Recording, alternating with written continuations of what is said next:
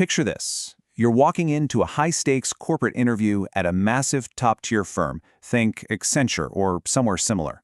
You're sitting right across from a senior manager, your palms might be, just a little bit sweaty, and the next 45 minutes literally stand between you and your absolute dream job in corporate finance.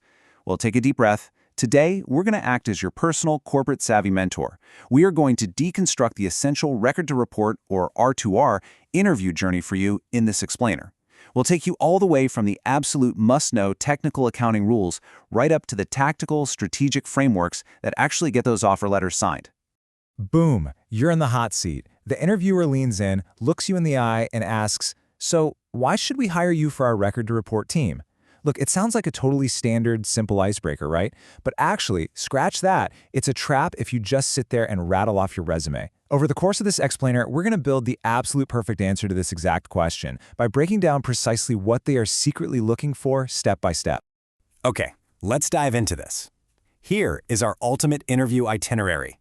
1. Cracking the R2R interview. 2. The dreaded accruals versus provisions question. 3. Mastering fixed asset life cycles. And 4. Case frameworks and soft skills. Kicking things off with Section 1, cracking the R2R interview. So the single biggest mistake candidates make, they walk in thinking an R2R analyst is just some glorified bookkeeper. No way. In reality, modern firms view you essentially as a consultant. Record to report is the whole shebang. It's the end-to-end finance and accounting process that collects, processes, and ultimately delivers accurate financial data. You really have to remember that companies like Accenture, they sell business outcomes, not just billable hours. Your ability to properly manage month-end closings, post those journal entries, and ensure strict compliance, well, that's what forms the concrete evidence base for major multi-million-dollar strategic decisions by executives. Moving right along to Section 2, accruals versus provisions. You are almost guaranteed to get hit with some variation of this question in an R2R interview. How do accruals and provisions actually differ? This is a classic make-or-break prompt. Interviewers use it to see if you truly grasp the real flow of financial reporting. To totally ace this, you need to break your answer down into two very specific buckets: the degree of certainty and the underlying accounting principles. Let's talk about certainty first. Accruals? They are all about absolute certainty. These are used for expenses that have definitely been incurred or income that has 100% been earned, but the actual cash exchange just hasn't happened quite yet. The absolutely crucial part here is that the amount of an accrual is generally certain and known. For instance, say your business receives a batch of raw materials along with an invoice from a vendor, but you just haven't paid that invoice yet. Bam, you book an accrued expense.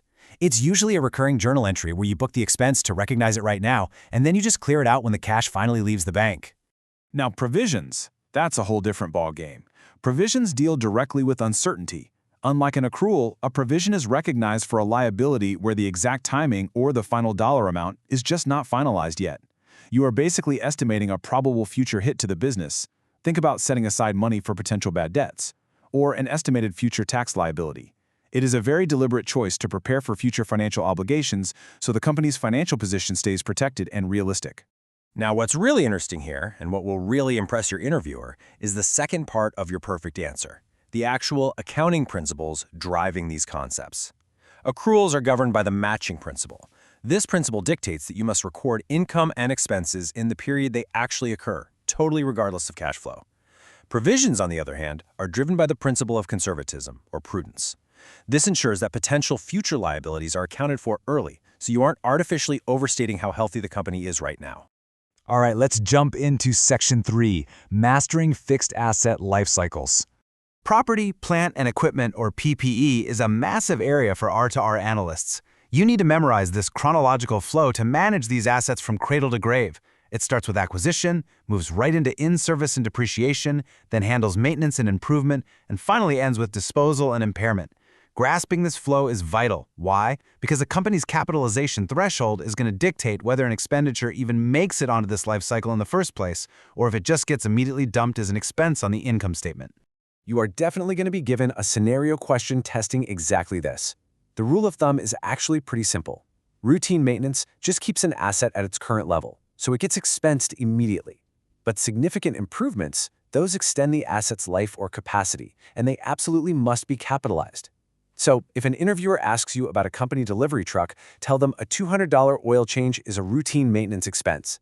But a $15,000 complete engine overhaul? That extends the truck's operational life by years. That adds future economic benefit, meaning it has to be capitalized and depreciated over its brand new extended useful life. And once you capitalize it, you've got to depreciate it. Interviewers want to see that you can intelligently match the depreciation method to how the asset's economic benefits are actually being chewed up by the business. Straight line is your easiest bet, allocating cost evenly over time, perfect for something static like an office building. Double declining balance is an accelerated front-loaded method. It's great for assets like tech equipment that lose their value super fast early on. And units of production, that's based entirely on actual output, which is literally perfect for heavy manufacturing machinery where the wear and tear directly matches the production volume. Let's see how this translates into real-world problem solving. They might throw you a curveball and ask, how do you handle ghost assets? A ghost asset is something listed on your fixed asset register that you physically cannot find during a real-world inventory count. Answering this well shows true consulting acumen. You wouldn't just go in and hit delete, right? You'd explain how you'd actually go interview the operations teams to trace its history, process a formal disposal in the system, properly calculate the accumulated depreciation right up to that disposal date, and then record the appropriate loss to ensure your general ledger is perfectly reconciled. Which brings us to the final stretch, Section 4, Case Frameworks and Soft Skills. When you make it to the final rounds of a major interview, you aren't just being tested on what you know anymore. They are testing how you think and how you communicate. You'll likely be presented with a business case study.